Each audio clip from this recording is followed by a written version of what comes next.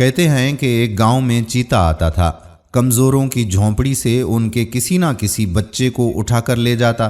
گاؤں کے سارے طاقتور مل کر کمزوروں کی مالی مدد بھی کرتے اور دوسروں میں بھی مدد کا جذبہ پیدا کرنے کا بہانہ بنا بنا کر اپنی مدد کی تشہیر بھی کرتے رہتے۔ عبادت گاہوں میں اجتماعی توبہ کا انتظام بھی کروایا جاتا۔ کسی طاقتور سے پوچھا جاتا کہ چیتے کو پکڑنے کی کوشش کیوں نہیں کرتے، تو وہ کہتا کہ کوشش تو بہت کرتے ہیں، مگر شاید یہ ہمارے اعمال کی سزا ہے، گناہ بہت بڑھ گئے ہیں، دعا کریں کہ مالک کائنات ہم پر رحم فرمائے۔ سب دعائیں کرتے رہے مگر کوئی دعا قبول نہ ہوئی۔ پھر ایک دن اس کمزور انسان کا بچہ چیتا اٹھا کر لے گیا جسے مالک کائنات نے دعا کرنے کا سلیقہ سکھا دیا تھا۔ اس نے ہاتھ اٹھائے، آسمان کی طرف روتی ہوئی آنکھوں سے دیکھا اور کہا، اے وہ ذات کہ جس نے سب کچھ تخلیق کیا اور جس کا کوئی شریک نہیں، تو نے چیتے کو پیدا کیا، اسے درندہ بنایا ہے، اس کا کوئی قصور نہیں، وہ تو اپنے پیٹ کی آگ بجھانے کے لیے شکار کرے گا، اور جہاں اسے شکار آسانی سے مل جائے وہ اسے شکار کرنے کہیں اور کیوں جائے گا۔ اے مالک کائنات، اگر تو چاہے تو وہ چیتا دوبارہ کبھی یہاں نہیں آئے گا، مگر میں جانتا ہوں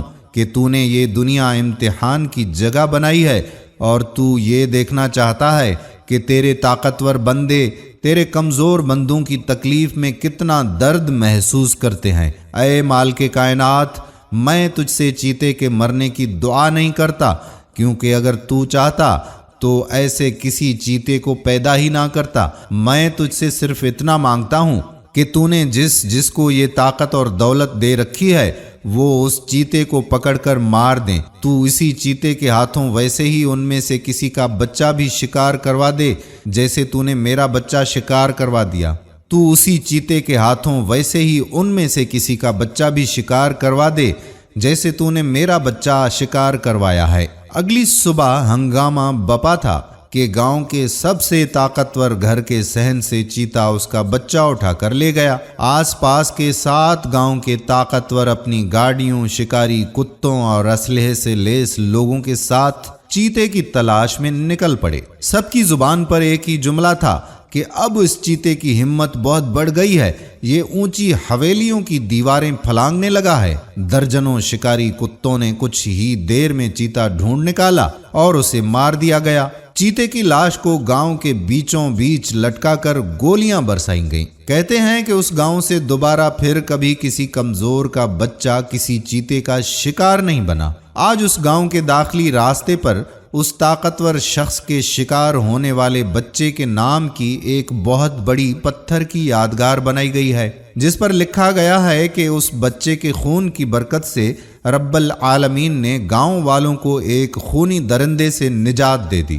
دور دور کے گاؤں سے لوگ اس طاقتور کے بچے کی ماں سے اپنی مشکلوں کے لیے دعا کروانے آتے ہیں، کیونکہ سب کا ماننا یہ ہے کہ آخرکار دعا ایک نیک دل ممتا کی ہی قبول ہوئی اور اس کو اس عذاب سے نجات مل گئی۔ آئیے اس کمزور اور نیک دل انسان سے دعا کرنے کا سلیقہ سیکھتے ہیں اور دعا کرتے ہیں کہ کاش ایسے ہی نیک لوگوں اور طاقتوروں کا سب کچھ بھی مہنگائی اور آفت میں بہہ جائے جو اس ملک میں بڑی طاقت رکھتے ہیں، اور طاقتوروں کی طرح اس دن تک صرف گنہگار غریبوں میں صرف دیگیں، راشن اور کپڑے بانٹتے رہیں گے جب تک کہ ان کا اپنا بچہ سیلاب میں نہ بہہ جائے۔ آئیے ہاتھ اٹھائیں ہم بھی، ہم جن کو حرف دعا بھی یاد نہیں ہے۔